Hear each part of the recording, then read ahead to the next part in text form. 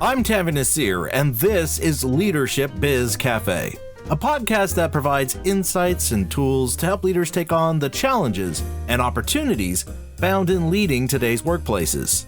Leadership Biz Cafe is brought to you by Tavi Nasir Leadership, our leadership firm that offers keynotes and corporate trainings in both virtual and in-person settings that will help you to improve the way you lead and guide your organization's growth and future successes. To find out how we can help you today with your leadership challenges and discover your untapped opportunities, visit our website at tavinasir.com. And now I'd like to introduce my guest for this episode, Kevin Eikenberry. Kevin is the Chief Potential Officer of the Kevin Eikenberry Group, a leadership and learning consulting company. He is the best-selling author of Remarkable Leadership, Unleashing Your Leadership Potential One Skill at a Time, and the co-author of From Bud to Boss, Secrets to a Successful Transition to Remarkable Leadership. His latest book is The Long Distance Teammate, Stay Engaged and Connected While Working Anywhere, which I'll be speaking to him about in this episode. Hi, Kevin. Welcome to the Leadership Biz Cafe. It's wonderful to have you on my show, my friend. We've collaborated on a number of ventures and events over the past few years, led by your team. So it's a nice change of things here to have you be the guest expert here. Well, it's a pleasure to be with you. I've been looking forward to this. Now, Kevin, a lot of leaders are currently trying to navigate and understand what the future of work will be like in their organization. And despite some high-profile examples, from my own work and conversations with executives in a wide range of industries, it's pretty clear that most recognize that they will have to create some form of a hybrid work model in their workplace, which itself presents a unique challenge. Now, in terms of those moments where we are working remotely, there are some areas we need to address to ensure our employees can succeed in this environment. And you define this in your book as the 3P model. So to start things off here, Kevin, could you share what this 3P model is and how it can help leaders better understand how they should go about approaching this new future of work and the embracing of a more hybrid work environment? Yeah, the 3P model is really all about what it is that is required of team members for them to ultimately be successful in this new world, right? Where they're working, let's just call it at a distance, some or all of the time, right? So the 3Ps are productivity, proactivity, and potential. And so Tanvir, the productivity thing is, it's interesting. Pre-pandemic, people said, well, people are far more productive working from home or remotely. And that's what the research always showed. But if you ever worked from home in the old days, in the before times, you worked from home and you didn't have any interruptions. But working from home now is full of interruptions because you're in meetings all day, et cetera, et cetera. So our focus here is on how do we help people be productive? And in the future, that will be probably how do their days need to look when they're in the office and perhaps when they're not, if they're alternating. And proactivity is the single biggest thing in our research that we found that it takes for people who are remote to be successful. And that is that they can't be waiting around. They can't be wondering about what's going on. They've got to be willing to raise their hand, ask a question, be willing to help, and generally be proactive for themselves and their careers, as well as for their work, so that they can get the best possible results. And then the potential one is thinking about their work and life in the longer term, that every opportunity, every communication has the potential to have long-term impact, positive or negative, on their work and on their future. One thing I like about this 3P model of yours, Kevin, is that a lot of discussions I see with people discussing the future work and how the hybrid work model will work in the organization tends to focus on structures and processes and not on behaviors. And what I like about this is that it's really tied to understanding people's behaviors and how they perceive their work and how they're contributing to their team. And there's been a number of studies regarding behavioral change that have shown that a critical first step in the process is starting with changing your mindset. More specifically, changing how you view or understand something so that you become more open to changing the behaviors you need or want to change to get that improvement or end goal you're after. And in your book, you actually point out that this is also an important first step to becoming a more effective and successful teammate on a remote or hybrid team. So what are some of the mindset changes we need to make to start our journey towards becoming a better hybrid or remote teammate? Well, I think the first one is to recognize a new definition of your work. So a lot of people say, well, my job is my work, right? My task list, my to-do list, my job description.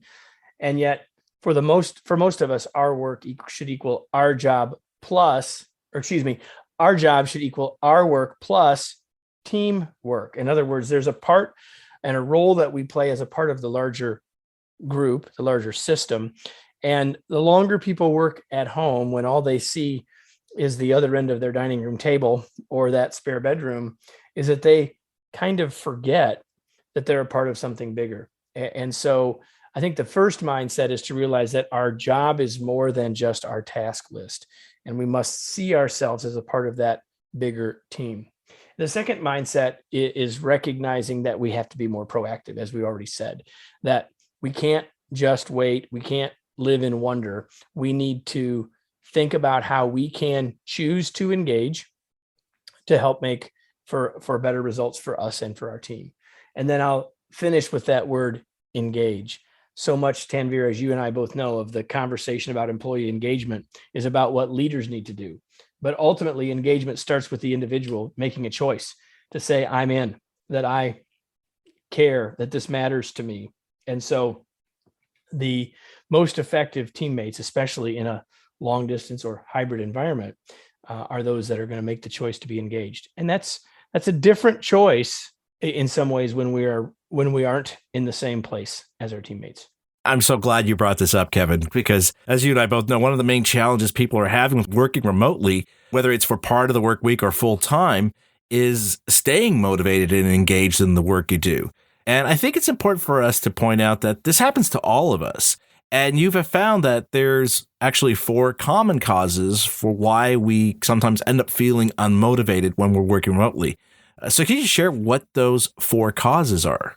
Well, so let me back up first and say that I think that this is one of the reasons that a lot of senior leaders are giving for we got to bring everybody back, because they don't think it's possible for people to be engaged when they're not there. And our experience, I mean, I've been leading a hybrid team for well over a decade.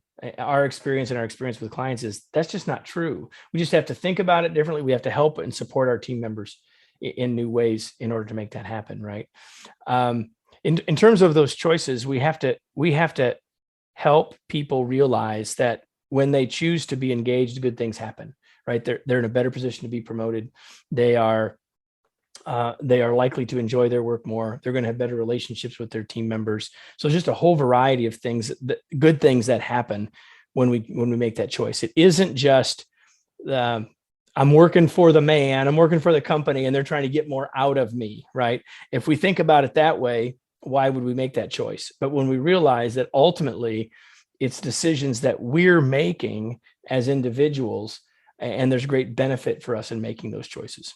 Right. And, I'm actually liking that you're bringing this up, because a lot of times I've had leaders who that's their concern. Like, well, how do I help my employees be engaged if I am not in the same room with them and I can't observe them working together and so forth? And as you pointed out, the onus is on your employees to do that. Your job is to create an environment where they're inspired and driven to want to deliver their best, where they are thinking more than, as you pointed out at the beginning of our conversation, I'm not just here to do certain tasks. I'm part of this team where I want the team collectively to succeed. Yeah, as a leader, one of our most important roles here is to help people see that bigger picture, that goal, that purpose, whatever words you want to put there.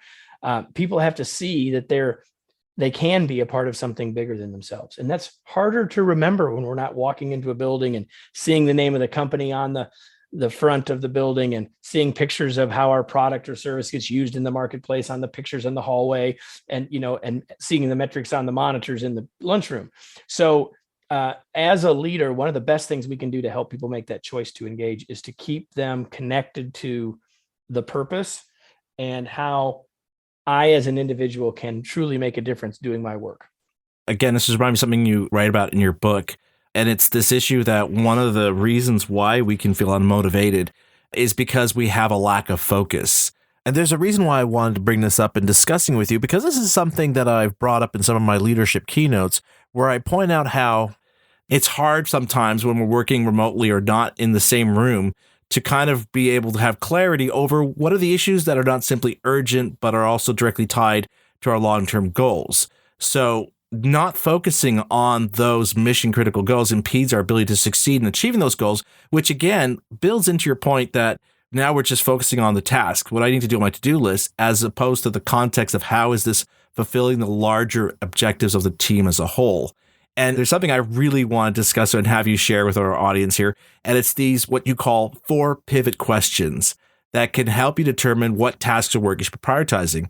And if you've attended any of my in-person or virtual keynotes or workshops, I'm sure it comes as no surprise that I want to have Kevin talk about a series of questions we should be asking. So I'd love it, Kevin, if you could share these 4 pivot questions with our listeners. Well, these are the pivot questions we think to help us pivot our productivity in the right direction, right? So we like to think of them as these questions. Number 1 is, and you already mentioned a little bit about focus. Where is your focus right now? Are you focused on the right things? Are you living in the tyranny of the urgent, right? Understanding the difference between the urgent and the important. So where is your focus now? If you don't like your answer to that question, you need to pivot in a new direction. Second question is, what is the best use of your time? Or really, we should ask these in the first person, right? What's the best use of my time right now? And anytime, that we ask ourselves that, we give ourselves the chance to pivot if we don't like our answer. The third one is, how can I influence others to maximize my productivity? So the point here is that, as I mentioned earlier, we often find ourselves interrupted all day long. And I'll just simply say it this way. If every time someone sends me an email, I respond immediately, why would they stop sending me those emails? Yep. Right? We're teaching them how to work with us. So the reality is, if someone comes into our office in the old days, or if we are in the office and we immediately drop what we're doing and answer their questions, they're going to keep bringing their questions. But we can come up with new approaches together that lump items together, that don't have us make everything urgent for both parties. And we can really think about how we can influence others. And so together we can all get better productivity. I think there's going to be real opportunities in this area, Tanvir, as relates to which work do we do on which days, right? We should be looking, if you're in a situation where you're going to be in the office some days and working from home other days, then you should be doing different work on those days that you're in the office, right? That should be the days that you're doing collaboration, not because we can't collaborate at a distance, but because everything else being equal, why not do it then? If I'm just going to go to the office and sit at my computer all day, why did I come in? Which is what many people are asking, right? So we can think about how we can influence others or work together to maximize all of our productivity. And the last of the 4 pivots is, what habits impact your productivity and results? And beyond even what we wrote when we wrote the long distance teammate is this idea that if you're going to work some days in the office and some days at home, you're going to need 2 sets of habits. You had one way of starting and ending your day and your work day when you always commuted. You came to another way of starting and ending your day and your work day when you were at home. And those 2 were not the same. And so the second one that we developed over time at home may not even be serving us, but the reality is it's going to be different than the one back in the office. And so being conscious and thinking about those habits and routines that are serving us or not are going to be critical to our long-term success, individually and collectively. What I love about these questions, Kevin, is how they're not the typical closed-ended questions we typically ask. The ones where, although we're asking someone a question, what we're really doing is getting the person to either confirm what we already know or to focus only on what we think is important to care about. Right. But with these 4 questions, we're forcing ourselves to take a moment and honestly evaluate, am I putting my efforts on things that will have the biggest impact, create the most benefit for my team and organization? And as you ended up here, am I really using my time effectively here? And I think these are important questions for us to consider as many leaders are trying to figure out what a hybrid work environment will look like in their organization. For example, maybe there are times where you want your team back in the office because you need to access a whiteboard, because your team's better at coming up with ideas or solutions when they can see them being mapped out visually. But aside from those moments, that it doesn't make sense for people to have to be in the office 9 to 5 because they're able to get more work done elsewhere where they have less distractions. Yeah, we're big believers that you can absolutely collaborate as well when you're apart. And yet many people do miss that whiteboard and all those things. And so if that's true for you and your team, and certainly we can have richer communication if we're face to face. So again, to your point, leveraging the time when we're together to do the things that make the most sense when we're together, which should also then create more deep thinking, deep working time when we're apart, because we're not going to be interrupted as often by those meetings, and maybe as many of those Microsoft Teams instant messages or Slack instant messages. So, Kevin, I want to go back to one of the 4 common causes you write about in your book for why we can lose our motivation when working remotely, and that is the issue of a lack of effective feedback. But before we discuss how to provide meaningful feedback in a remote setting, there's another issue we have to address before, and that is the issue of effective communication in a remote setting. Now, we all remember in that first year of the pandemic, the problem of suffering from Zoom fatigue.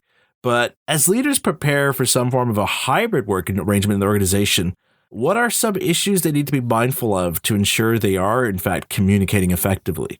Well, I would start here, that you've got a whole array of tools at your disposal, right?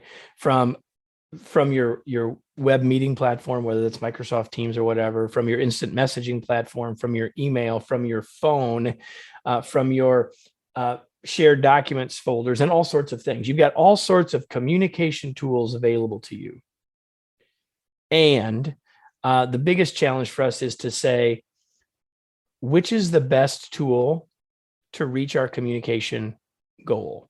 Because communication isn't sending messages, it's having messages that we sent be received and understood. And so different tools have different best uses. Like Tanvir, I'm going to my farm here in a few days, and when I walk into the shop, I bet I have 20 hammers. I have hammers of all sorts and all sizes. I have, among other things, I have 3 sledgehammers. Now, among all those hammers, I have a favorite. It happens to be one of those sledgehammers. And if I need to put a nail in the wall, I could use the sledgehammer, but that's really the wrong tool. And so that's the same metaphor for all of the communication tools we have. And so my favorite might be email, but we've all been in an email exchange 2 or 3 messages in that's going sideways at best. Right? It's the wrong tool. Email is not good for a conversation. In fact, we get out of that by getting on the phone or turning on our webcams. In fact, that's the expectation in our team. If you're 3 emails in and it's not working, someone needs to pick up a phone or turn on a webcam. And it's just a matter of wrong tool for the task. Doesn't mean you throw email away. It means it's not the right tool for certain situations. I'm not going to throw that sledgehammer away either. But if I'm going to put a nail in the wall, I've got 2 or 3 other hammers that are a lot better choice. I think it's also important to point out here that this problem doesn't happen only with emails. This is a problem that can occur with text messaging as well. I know I've been included in some work text chains where I was included on a group chain because I need to provide some details. But once my part was done, I was still getting notifications about an ongoing conversation that I didn't need to be involved in. But I still had to stop what I was doing to check because I wasn't sure. It was only after a number of texts that I asked if the others could remove me from the text chain, as it was more a distraction than informative or helpful. 100%. I mean, I used email as the example, but we could do that with every other tool, right? Back to your point about Zoom fatigue, a lot of people say, well, if we're going to have a conversation, we're going to be in our webcams, and everything else being equal, I would agree with that. And yet it doesn't always require that. You know, sometimes I think the most underutilized communication tool we've had over the past couple of years has been our phone, used as a phone, right? We don't always need the richness of the person's face. Sometimes a phone call is just fine. Yep. I mean, I'm sure this is true for you, but I did coaching calls with leaders around the world on the phone for many years. So I don't have to do all of them on a Zoom web camera scenario, although we often do. Don't always have to. Think about the communication outcome, message received and understood, and what's the best tool to get us there, rather than going by default or by our personal favorites. Excellent point. Excellent point. Okay, so with this in mind, Kevin, I'd like to talk with you about how we can get better at giving and also receiving feedback in these remote settings where it becomes even more critical that we're communicating to our employees to help them not only understand where they're creating value, but that they feel appreciated for the things they're doing that are helping their teammates get their work done. In fact, one study revealed how 64% of employees leave their jobs not for better pay, but because they feel unappreciated in their current job. So, what are some things we need to be mindful of in not only giving feedback, but also receiving feedback as part of a remote team? Well, let's start with as my co-author Wayne Trammell says, in the before days, in the pre-COVID days, right? It's not like we were really good at feedback then. No. Right. So first of all, if we would just apply what we knew or could have known then, we'd be way ahead, which is more frequent, formal as well as informal, and all those things. Right. So like if we would just apply what we know as the fundamental principles for feedback, we'd be way ahead. But a couple of nuances for doing it at a distance. And one is we do have to look for more opportunities. We can use multiple tools. Not every time does it have to be, I give feedback to my team often in an email, especially positive. There's something powerful about something positive being written so people can refer to it again and kind of put it in their memory bank. Pretty much everybody I know has a file, digital or on paper or both, of those kinds of notes. And I think that can and should be a part of our process. We need to, as leaders, make sure that every time we have a one-on-one, that part of what we're doing is giving people feedback, thinking about letting them know, as you said, about what they're doing well, what we appreciate, being specific, talking about meaningful things, and not just waiting for the annual performance review or whatever you might happen to call it in your organization. So making it an ongoing part of our role as a leader and really as teammates, right? So if I'm a team member and I see my boss giving me feedback and asking for feedback regularly, I'm much more likely to do it with my peers as well. So, Kevin, as I mentioned at the start of our conversation, for many leaders in their organizations, it's really not a choice between some form of a hybrid work environment or pushing a return to office. But what makes the most sense for their employees and organization to balance both the evolving approach to the way we work and what will allow us to be effective in not just achieving our goals, but in driving innovation and growth in the years to come? So for those leaders who are trying to solve this issue, what are some key points they should take into consideration right now? Well, I think you're balancing two major factors. And one is, to me, leadership is about reaching valuable outcomes with and through others. And in that are the two things we have to consider. What are the needs and wants of others in the context of the output or the work? And so too many organizations have been leaning one way or the other. We're going to bring everybody back because that's how we want to work, or we feel like we need to bow to the needs of our people because we're afraid we're going to lose them all to the great resignation, right? And the right answer is in between. And if we're doing a good job of helping our teams understand what the purpose and mission is, and helping them then come together with us to determine what's the best way for us to balance the needs for flexibility with the needs of the business or organization, we'll get better results. So I think it's thinking about that balance between outcomes and others, and not trying to do it in a vacuum, not trying to do it alone, but doing it with your team. If you have engaged team members that understand where you're trying to go, they'll help you come to great results. The biggest single complaint that we hear is they're making us come back to the office, but I'm just doing the same work at the office I did at home. And we've hit on that from several different angles over the last few minutes. So it's really, this is a moment, Tanvir, this is a moment that matters. This is a fundamental shift in the way society thinks about work. And we would have gotten here eventually in another 20 years, but we got here much faster because of a pandemic. And so now as leaders, it gives us a big opportunity to think about the future. And it really comes down to balancing outcomes and others. And if we do that well, and we do that collaboratively, we'll come to the right answers. And the right answers for your organization might be different than from mine or from somebody else's. And that's okay, because the future of work is going to be far more flexible and far different and far less cookie cutter than it ever was before. 100% agreed. I think when it comes to work, that is probably the biggest takeaway we have to get, which is to understand that we are moving away from a cookie cutter approach to work where I could work at company A, then move and work at company B. And aside from, the messaging and the icons on the wall and the color scheme, it's pretty much the same. Whereas now, just like we see with marketing and we see with other types of forms of messaging and collaborating with customers and clients, where you have to be more personalized in your messaging, you have to be more clear about the customer journey. The same thing is now applying internally in terms of our employees, the kind of work that we need them to contribute to achieve our long-term goals. And I think once we start understanding better and getting clarity around that, I think it'll help us move from that approach of busyness to the work we do to a clarity of a sense of purpose behind how I'm contributing to this larger goal, connecting to the team that I'm involved in. Yeah, it's not about activity. It's about accomplishment. 100% agree with you. And Kevin, I definitely think you've given our listeners some food for thought on an issue that's certainly top of mind for many leaders right now. So I'm so grateful to have you come on my podcast, Kevin. And it's always a pleasure to speak with you, my friend.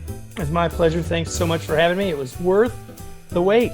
Definitely. I'm sure a lot of people got a lot of value out of your insights and appreciated hearing your thoughts on this very timely and important issue, Kevin. So thanks again. I really appreciate it.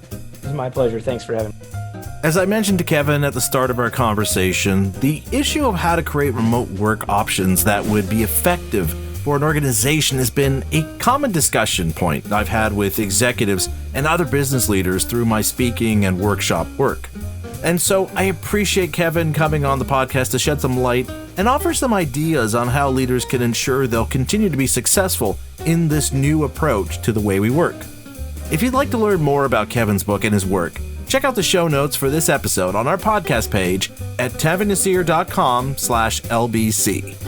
And if you enjoyed this episode, I'd like to encourage you to subscribe to our podcast.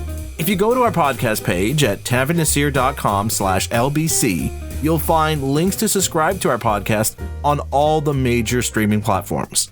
And if you could, it'd be great if you could rate and review my podcast as well, wherever you enjoy listening to podcasts. I'm Tavin Nasir, and you've been listening to Leadership Biz Cafe.